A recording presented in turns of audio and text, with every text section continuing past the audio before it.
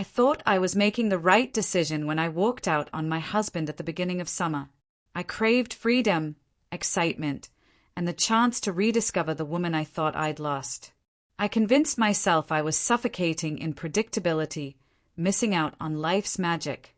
So, I packed a bag, offered a vague goodbye, and left behind the man who had loved me without conditions for 7 solid years. At the time, it felt like I was finally choosing myself. The summer began like a dream. I traveled, partied on the coast, met new faces, laughed until sunrise.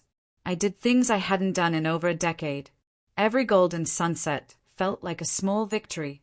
My social media told a story of joy, cocktails, bikinis, beaches, bright smiles. Old friends called me bold, admired me for chasing independence. And I believed them, until the sparkle wore off. As the weeks passed, the thrill dulled. The strangers I flirted with blurred together.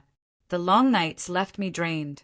I started to feel disconnected, like I was watching my life instead of living it. I missed our quiet mornings. His smile when I said something ridiculous. The way his coffee always tasted better than any cafes. I missed the way he just knew me. I brushed it off at first. Told myself this sadness was normal. Part of adjusting, but it only got heavier. I started scrolling through old photos, rereading the messages he used to send, reminding me that I was enough, even on my worst days. And then it hit me. I had mistaken peace for stagnation and love for limitation. One rainy August night, I sent him a simple hi. No response. The next morning, a longer message, apologizing, explaining, hoping. Still nothing. I tried calling. Straight to voicemail. I called again the next day. And the next. Nothing. I wrote him an email, pages of everything I wanted to say. How wrong I'd been. How deeply I missed him. How I finally understood what I threw away. The silence didn't break. Mutual friends began to fill in the blanks. Some were kind. They said he was hurt. Others were direct. He had changed his number.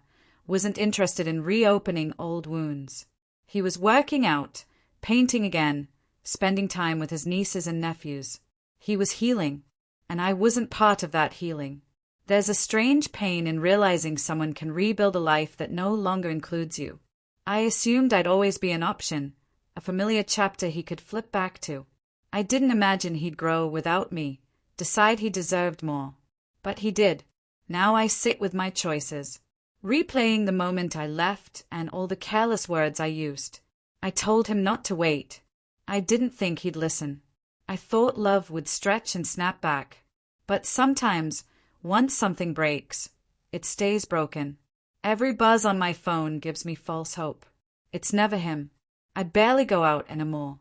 The same people who cheered for my freedom have faded from view. My apartment echoes with regret. I built this cage with my own hands, thinking it was liberty. I don't know if it's found someone else. I'm too ashamed to ask. I forfeited the right. I chose temporary highs over lasting love. And now, I write him letters I never send. I dance to our old songs in the dark and pretend he's still near. But I know, deep down, I've become a stranger to him. And maybe that's what I earned. Regret doesn't scream. It whispers when the world is quiet, showing you everything you've lost. I wanted a summer of freedom. I got it, but it cost me the one thing that was real. And no matter how many times I reach out now, he's not coming back.